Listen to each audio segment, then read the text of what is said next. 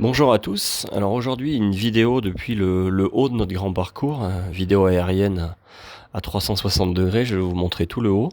Alors Rion est au fond, là on le voit pas vraiment, c'est un petit peu caché, mais vous partez de là-bas.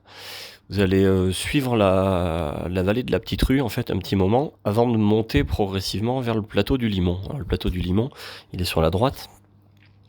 C'est une montée assez longue. Et voilà, je la ramène au centre de l'écran. Donc là, vous voyez la montée qui arrive jusqu'au sommet du plateau, qui est le puy de Niremont, qui arrive au centre de l'écran. Voilà, donc là, le point culminant que vous voyez, c'est le haut du Niremont. Et arrivé là-haut, vous allez descendre dans ma direction, un petit peu sur la gauche, vers le col de Serre.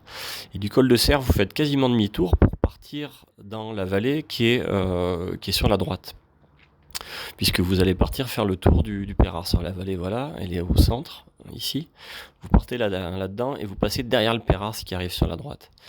Donc voilà le Pérars, vous passez derrière en fait, et vous allez remonter au sommet du Pérars par le col de Cabre, parce que c'est une belle montée bien difficile, et qu'il faut quand même que ça soit pas trop drôle. Vous arrivez là-haut, là, vous voyez les petits les rochers, là, les petites dents en haut, c'est le sommet du Pérars.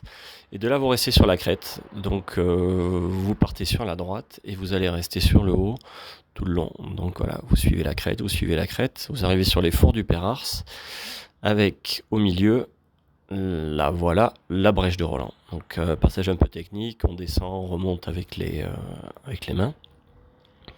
Et vous repartez toujours en restant sur le haut pour arriver au pied de l'autre sommet emblématique de la course, le Puy-Marie, qui arrive ici plein centre avec sa forme facile à reconnaître.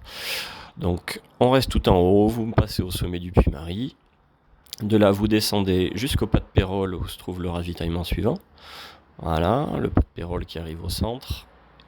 Et vous enchaînez toujours sur la droite, sur la crête, pour monter jusqu'au puy de la Tourte. Alors le sommet du puy de la Tourte arrive en plein centre, le voilà. La petite bosse là, c'est le sommet de la Tourte. De là, vous amorcez une descente un peu plus pentue, qui va vous amener derrière, toujours en restant sur les hauteurs.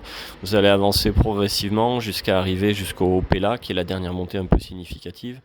Alors le Péla, c'est celui qui est le plus à droite. Je vais le ramener au centre, voilà, on voit une petite bosse en haut, voilà, en plein milieu. Donc vous passez en haut du Péla. Et de là ensuite, vous allez amorcer la vraie descente vers le Rion-West-Montagne, vers d'abord le ravitaillement de la Gaillelle, qui est dans le trou là derrière, qu'on voit pas vraiment.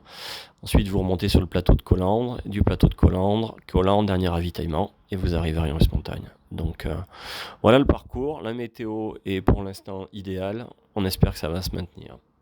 Donc à bientôt, Rion-West-Montagne. Bonne journée.